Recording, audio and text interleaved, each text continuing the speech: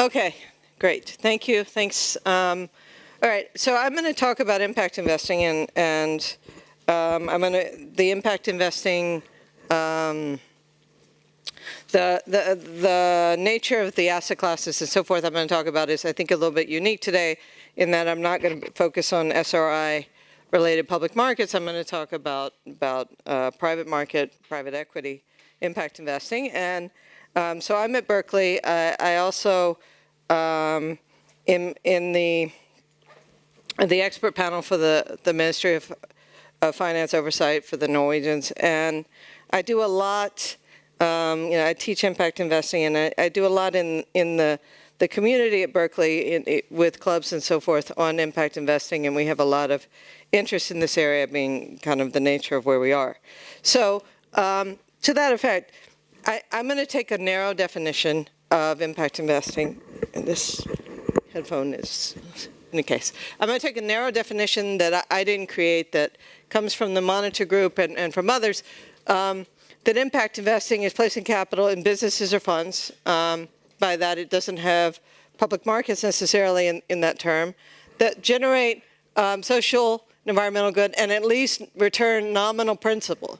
Okay, returning nominal principal, people in the room in the first few talks, nominal principal doesn't sound so good, right? And so this is very different from SRI, and it's very different from philanthropy. And what I'm going to do in my talk is I'm going to build out a picture, which I started here at the bottom, as I go in the next few slides, of talking about a bit the frame of how we should think about impact investing in the landscape. And then I'm going to use this picture to get into talking about sources of capital and who has a willingness to pay for impact. Okay? And so in this frame, the landscape, what I want to do is categorize some of these things about investment vehicles into impact investing. And then as I get into talking about my research eventually, I'll give you some pictures of what impact investing funds look like and what their performance is, which is something always of interest.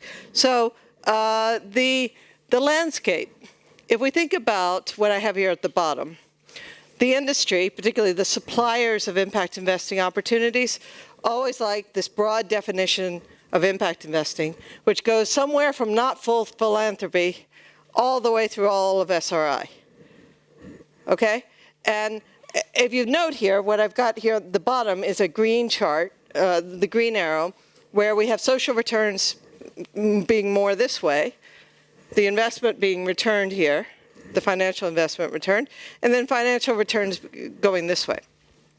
And if we divide these into categories, we have philanthropy here that is returning less than, it's a negative return, and you're not even getting your nominal money back, right, is what I'm defining as philanthropy.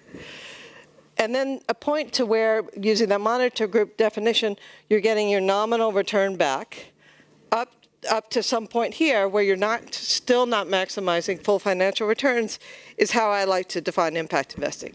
The industry does not like it defined that way, and I think it's a huge disservice to people in this room, to many people in this room, the owners of capitals or those managing capital. And the reason is, as we've mentioned in the last sessions and so forth, investors need to understand the financial expected returns of their investments, right? I mean, there's basic fiduciary duty and so forth. And when funds start to bundle investments in ones that are willing to forego some returns with some that are fully maximizing, I think that's a disservice to those that would like to invest in what I call impact sectors. You'd like to invest in clean tech, purely for profit.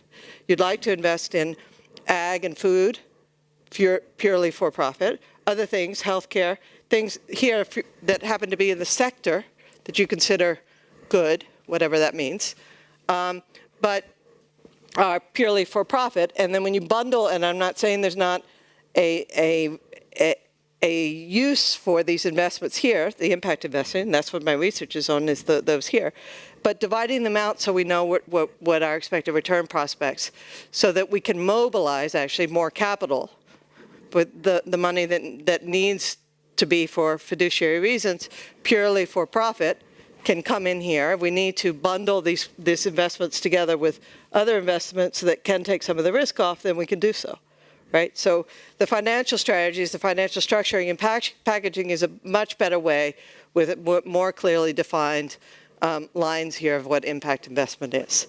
So I encourage those of you with power to do so, to force people to define things better. Okay, so along those lines, let's look at some of these investors, and I've oversimplified, way oversimplified here. Foundations, households, wealthy folks, government, state pensions, and other long horizon investors up top.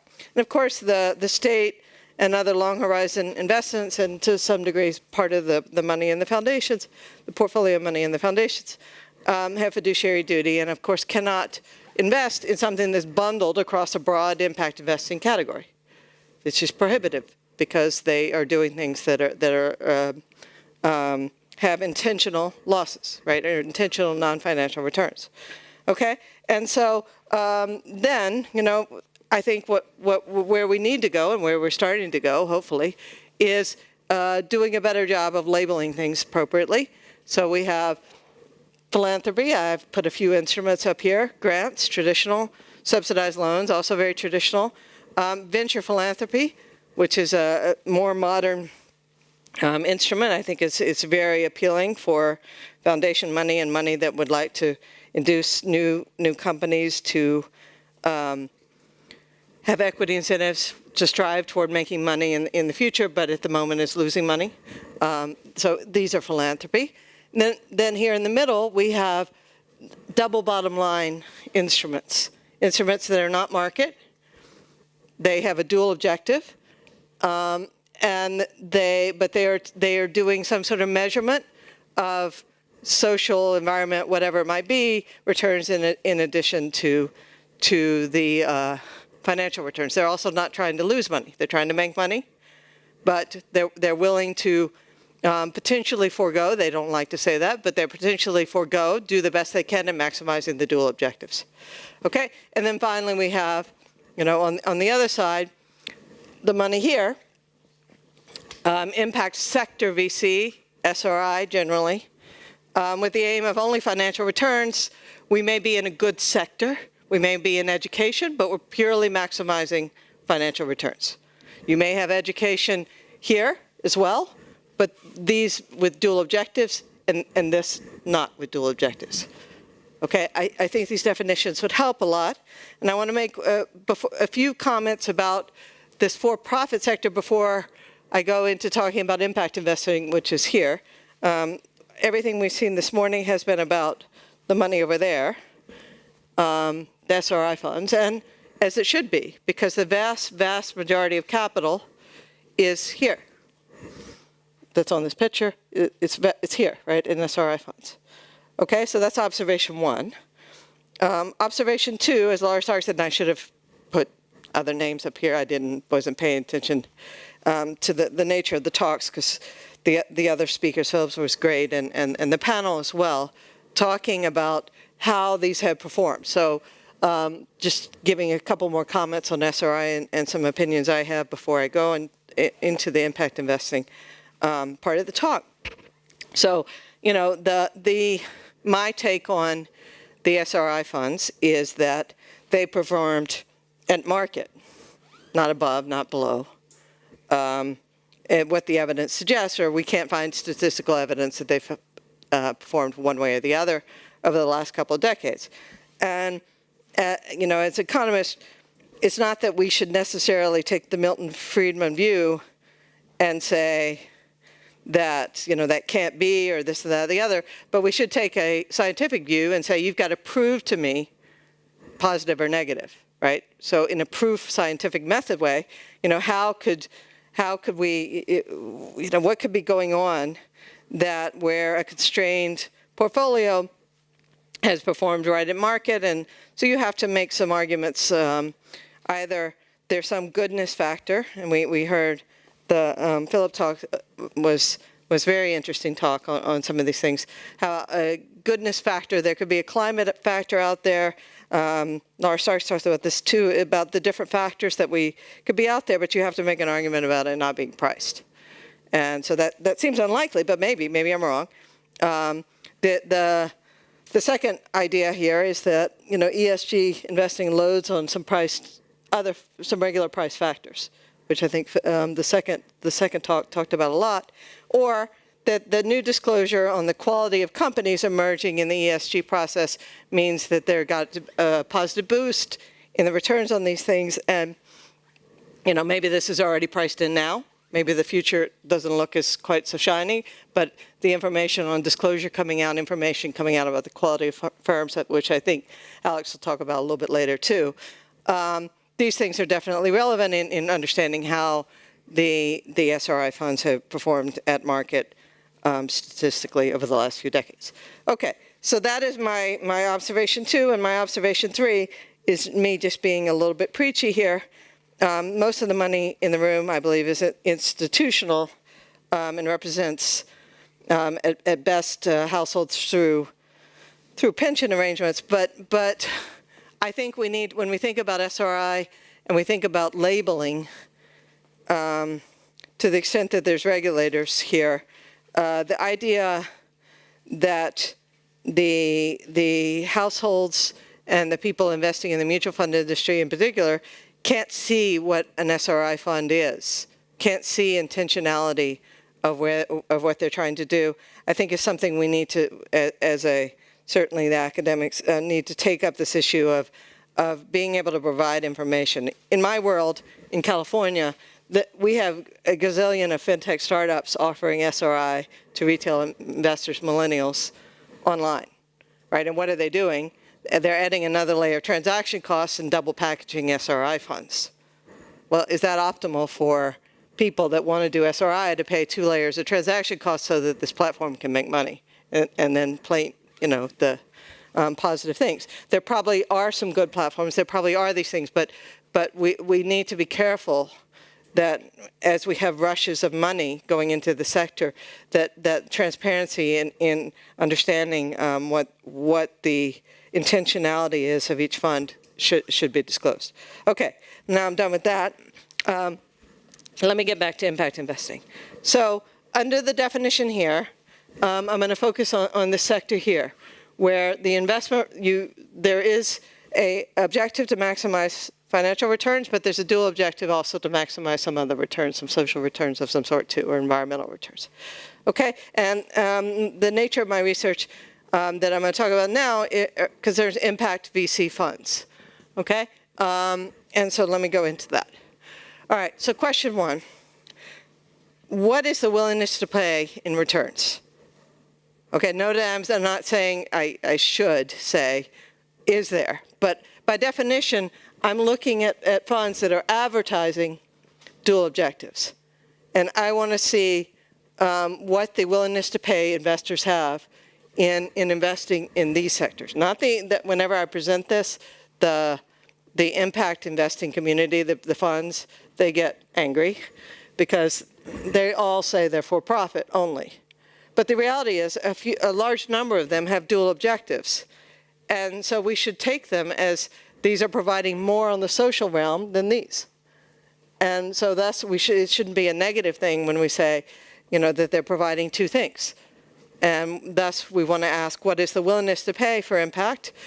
And, you know, we could, and then we want to talk about, in some ways, which I'm not going to get to today, is it efficient? Because in a way, you could take profits from here and use it here to generate social returns.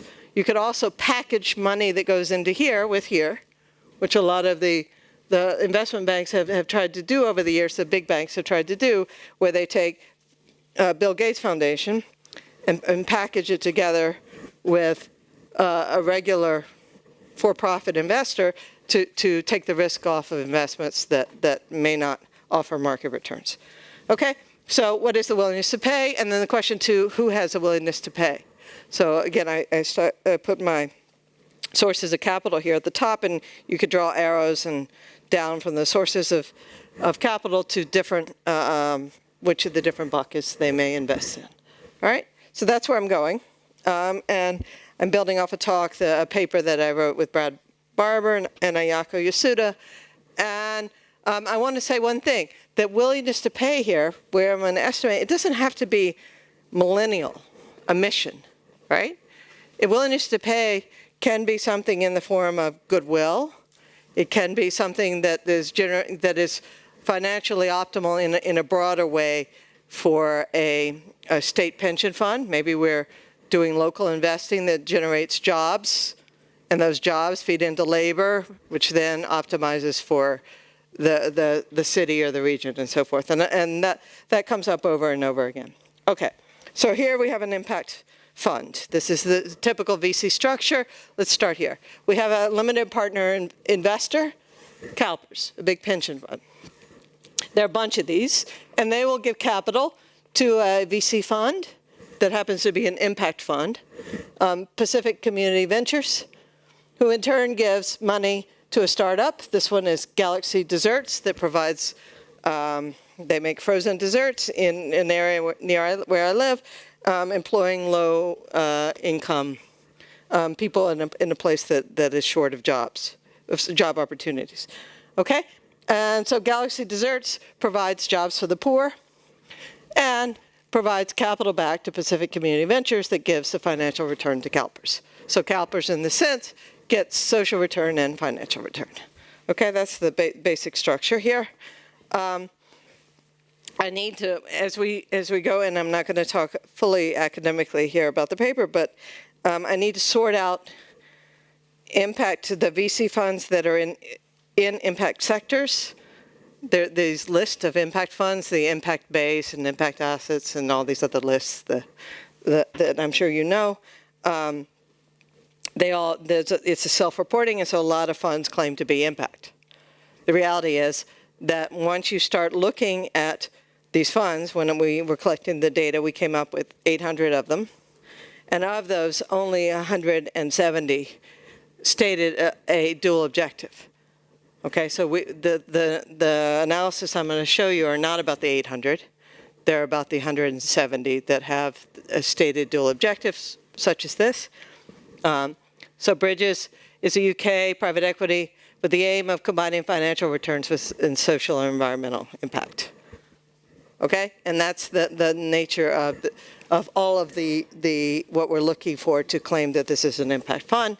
And you can see here the limited partners investing in Bridges is not just a foundation, a high net worth family, but you also have public pension, you have banks, you have endowment, and so forth, and so on. So it's a broad set of investors, and across the data as a whole, the investors that I'm going to look at range from development organizations, foundations, financial institutions, university endowments, which is mainly the US, but some UK, corporate and government money that is not development money, institutional asset manager where I can't place the institutional money.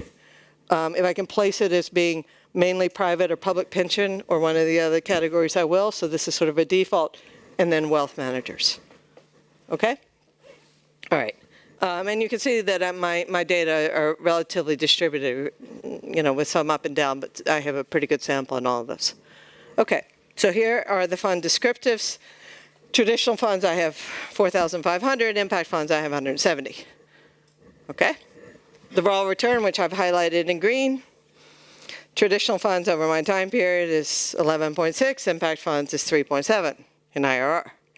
Okay, this is when people in the industry start yelling that 7%, no, we invested in different regions, we invested in different time periods, we invested in different industries. Okay, I'm going to correct for those in a second, but that raw stat, you should internalize that impact funds do not have as high an IRR as the traditional funds. Okay, so before I get into trying to explain away that difference, which I don't fully do, I want to give you a flavor of what these impact funds look like. So I put this slide up first just to kind of, as you look at these figures that I'm going to show you to guide you to think through some things. So first of all, impact funds are as likely to be this local community development as they are to be poverty or environment. Okay, we like to fix our mind on environmental things or poverty things, but a lot of it is like the regional local development. funds. Okay? All right. And this is going to matter because some of the types of LPs that you don't naturally think about investing in impact. I mean, you may think of a development organization investing in impact, but a big bank investing in impact, it has to do with this local community development. All right. What do they look like? So the blue is impact and the green is traditional VC. Okay? And so traditional VC is going to have more IT and more healthcare, things like that, more media. But you know, what the blue looks like is you look at it like, okay, there's more energy. Yeah, fine. But after that, they're just diversified. What does that mean? It means they're doing a lot of regional focus, and they invest in different industries within the region. Okay, that's what that means, right? It was a surprise. We expected, you know, some food and ag. Okay, there's a little bit more blue in food and ag, but not a lot, right? We expected more in some industries that we were just had a prior about. Okay, regions. Again, I was a bit surprised here. I'm expecting, yes, Africa, you know, then moving to the other emerging markets that are not represented in the green, and that is true, but look at the amount still in North America and developed that's blue. Over half the funds are still investing in North America and developed Europe, okay? So your notion of this being money in some sort of emerging market for the poor is not necessarily the right characterization. There's some of that, but it's also, again, there will be funds that are regional in Ireland that have to do with regional development, or any other country that you can pick across Europe. There's a couple of funds from France. There are a couple of funds from all different kind of regions in Europe as well as the US. Okay? All right. Categories of what they claim to be doing. This doesn't add up to 100 because they often claim they're doing more than one thing. And yes, we have poverty alleviation here, and we have environment here. But we also have a lot of small and medium enterprise funding specific to a geography. Often these are together, right, that are not in poverty regions. Okay? So again, characterizing the nature of these funds. All right. And the final picture I want to show you is a home bias picture. These institutions that I talked about that are going to emerge as a bit of a surprise, the financial institutions, and then the public pension funds, which may or may not be a surprise, they're very home biased in their investments and in their impact investments. Okay, which is consistent with some other theories of why they are investing as such. All right. Uh-oh. That's the problem. Okay, never mind. So what I'm going to do first is I'm going to show you the returns. Okay? Now, you were upset with me about that 8% return difference, which is here, that I showed you from the summary stat table. So now I'm going to take out the effect of industry, geography, size, vintage year, a bunch of other things. And I can indeed get my 7.9% down, but I can't get rid of it. That's still an enormous number. These are IRRs over the 10-year horizon in these funds. Yeah, that's enormous. Okay? And that is the return difference. I do it with two other measures. I actually am going to focus on this other measure when I do some estimations, which is the percentile rank, how you did for that vintage of a VC fund relative to all your peers in that year, so I can appropriately benchmark. So this is the percentile rank, is my preferred measure going forward, just because the IRRs are so skewed in VC. It's a little bit hard to deal with when you're doing statistics on them. Okay, but the results are consistent across. All right? So now you can ignore this page as you want, and let me just explain what we do. There's a problem of observability in returns from VC funds, right? We can't see a lot of them. And we don't know whether the bias is more or less for impact investing. What we can see is that the LPs shows up for investing in the VC market this year. They make at least one VC investment this year.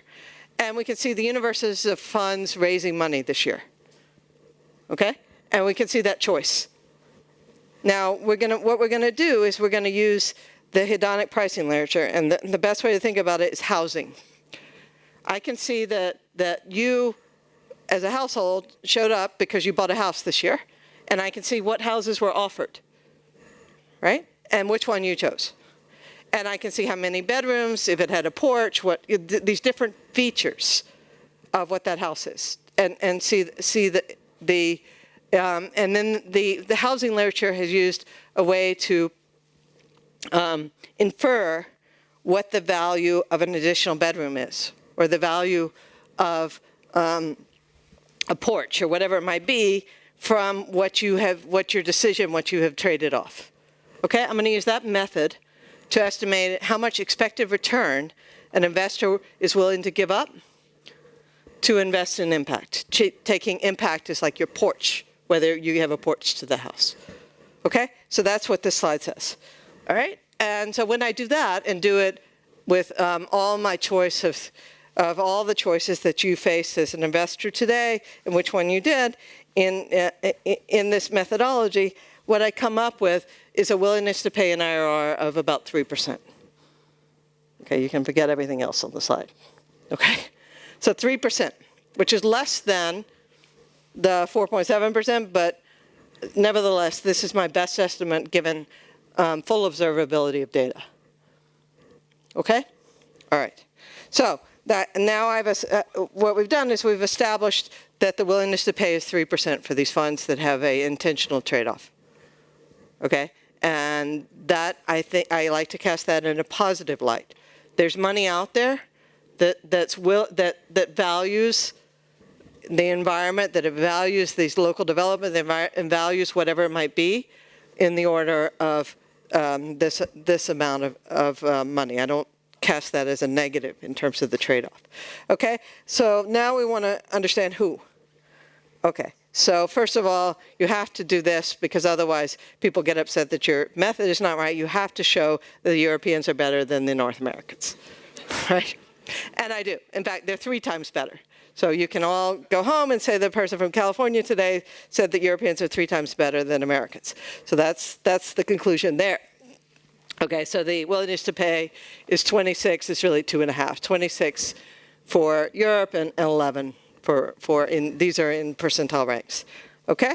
All right, so that's the first thing, just making sure my results are working. Now here, more importantly, who has a willingness to pay? Who can I statistically say has a willingness to pay? And the answer is, not surprisingly, development organizations, the red. Right, you forget the different columns, they're just making it more robust. Let's focus on this column here.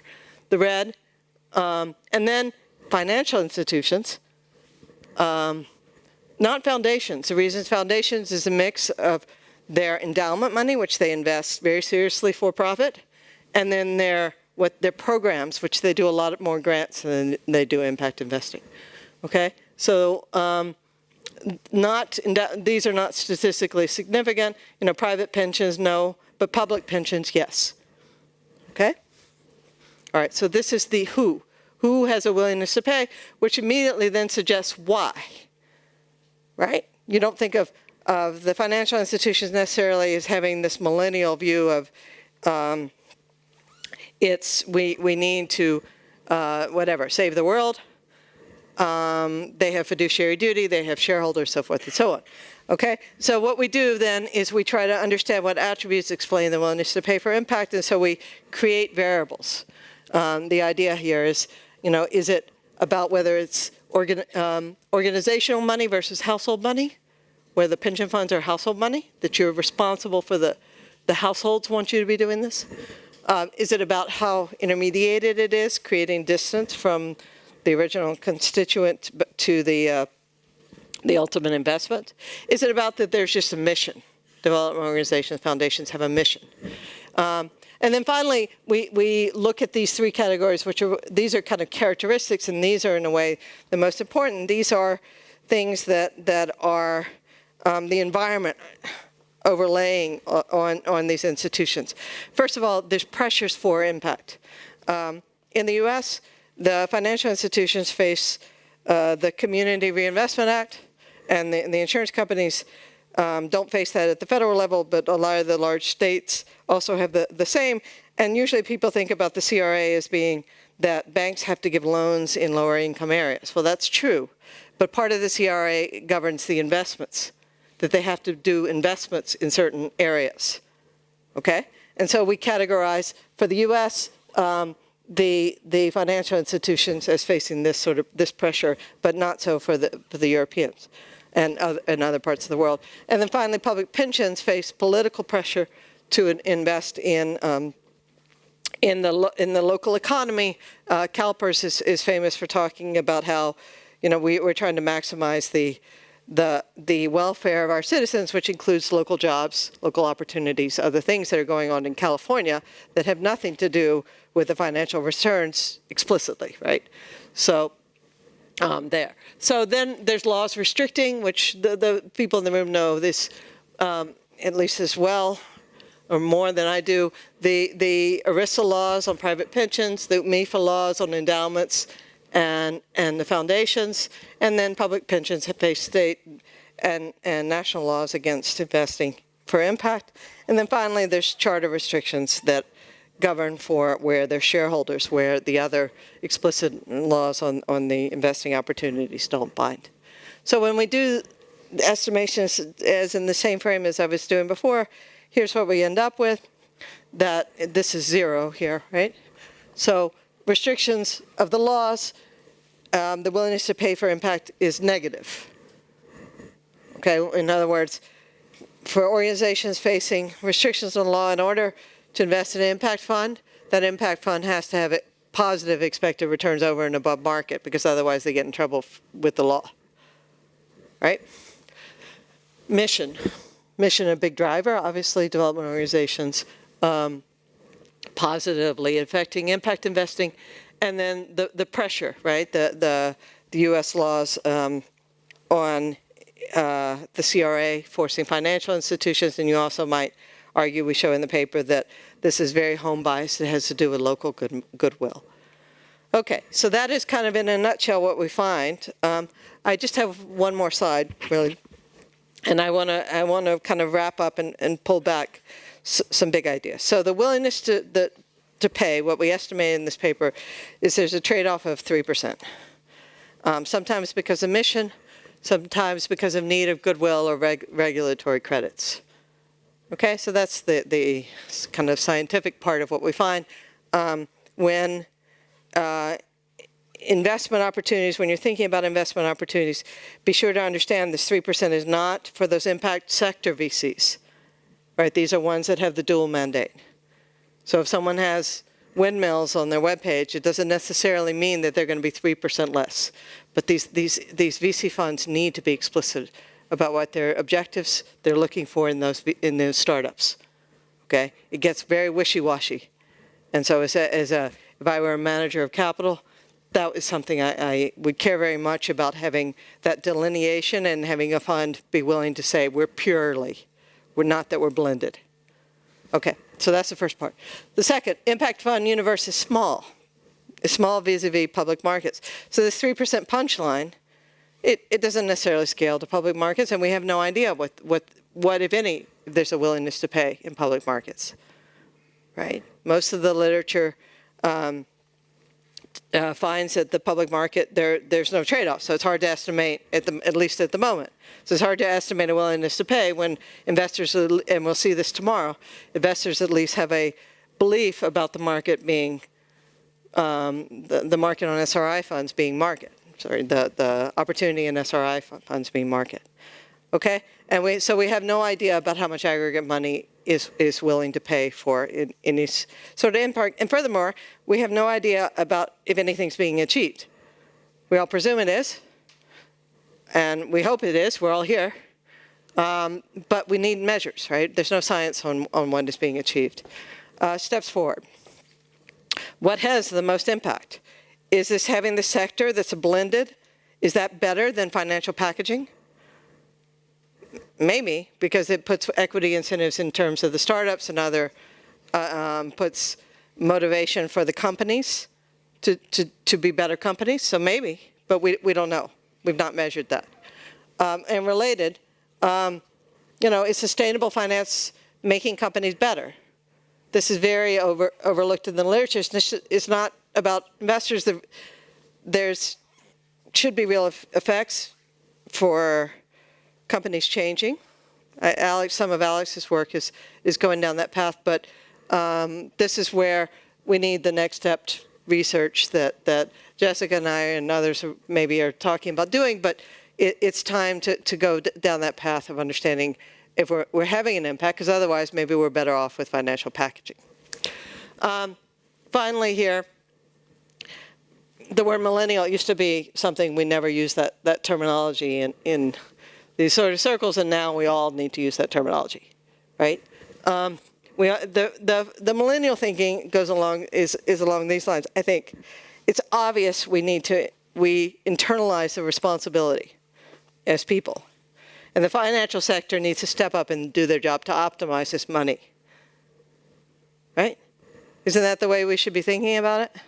That we need to figure out what's the best way, what are we achieving, and how to mobilize this, and how to provide science that's not biased. What Laura was saying, before, that some of the research that comes out is biased with an agenda. No, we need to have transparency, we need to have labeling, and then we need to optimize over these things. So, all right, thank you very much.